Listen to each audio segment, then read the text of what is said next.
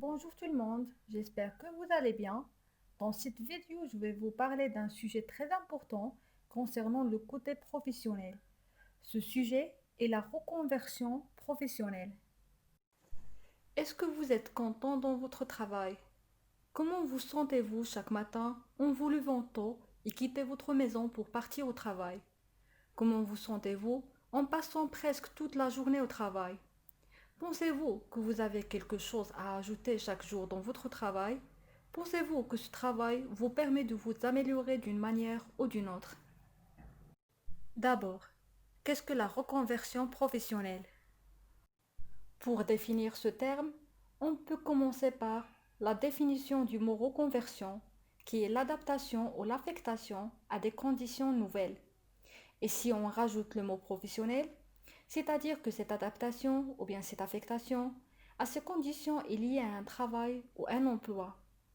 Alors, la reconversion professionnelle est une initiative prise par une personne pour changer son métier ou bien son secteur de travail. Est-ce que la reconversion professionnelle est une bonne décision? Pourquoi les gens décident de prendre ce pas? Une partie considère ce mouvement comme un échec, alors que d'autres pensent que c'est un choix courageux et un nouveau départ pour reprendre leur vie en main. Il y a plusieurs raisons qui poussent un salarié à changer son métier ou son secteur d'activité. Le climat de travail. Une personne peut changer son métier à cause de climat toxique au sein de l'entreprise. Le problème de l'ambiance. Un salarié peut lâcher à cause de manque de l'ambiance, parce que ce dernier est l'un des critères les plus importants pour rejoindre une entreprise et même pour continuer pour une longue durée. Les contrats de travail à court terme. Parfois, les entreprises ne veulent pas s'engager à long terme avec les salariés, donc ils recourent à la solution de contrats à court terme. Ou bien, on peut trouver que le contrat à court terme ne donne pas l'opportunité aux salariés de montrer son valeur ajoutée. Le salaire. Le salaire est considéré un des piliers de motivation les plus importants pour continuer dans un travail.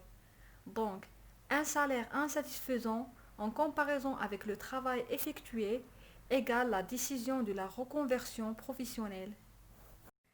L'absence d'opportunité d'évolution au travail. Ne plus évoluer en interne est une bonne raison de quitter l'entreprise. Une personne ambitieuse ne peut pas continuer dans un poste tout en répétant les mêmes tâches comme un robot, sans apprendre des trucs nouveaux et sans évoluer dans le domaine. Le désir de booster la carrière professionnelle. Il y a des gens qui prennent la décision de changer leur métier, mais n'ont pas le secteur d'activité. Ce genre de personnes cherchent à améliorer leurs connaissances et rassembler une grande expérience professionnelle. La sous-estimation est une autre raison très convaincante pour certaines personnes pour prendre cette décision. Comment faire une reconversion professionnelle réussie? La première chose est de faire un constat. La conscience de l'envie de changer le métier est importante parce que cette conscience va nous aider à constater les raisons pour lesquelles nous voulons prendre ce pas. Ce constat doit être logique et bien déterminé. Ensuite, on doit réaliser un bilan pour évaluer nos compétences professionnelles et personnelles en même temps, d'envisager notre parcours professionnel et de cerner nos points forts ainsi que nos points faibles. La troisième étape est de faire une étude de l'offre et de la demande en regroupant des informations socio-économiques du secteur qui nous intéresse, de dresser une liste des lieux des entreprises et de cibler la zone géographique qui nous convient. Une fois notre objectif est défini, on doit passer au marketing personnel. On doit réécrire notre CV afin de mieux ressortir notre parcours personnel et professionnel et montrer nos compétences sans oublier de renforcer ces points dans une lettre de motivation. Avoir un bon parcours professionnel et établir un bon plan de marketing personnel ne signifie pas que nous pouvons accrocher un poste facilement. La préparation pour l'entretien oral reste une étape cruciale à faire. On ne peut pas se présenter à un entretien et parler spontanément sans organiser nos idées à l'avance. C'est à l'entretien oral qu'on doit faire la différence. Il faut savoir parler, savoir montrer qu'on est capable de s'adapter aux nouvelles conditions, savoir ressortir notre intérêt à ce domaine et à cette entreprise. Et le plus important, savoir montrer que notre décision de reconversion professionnelle est bien logique et cohérente.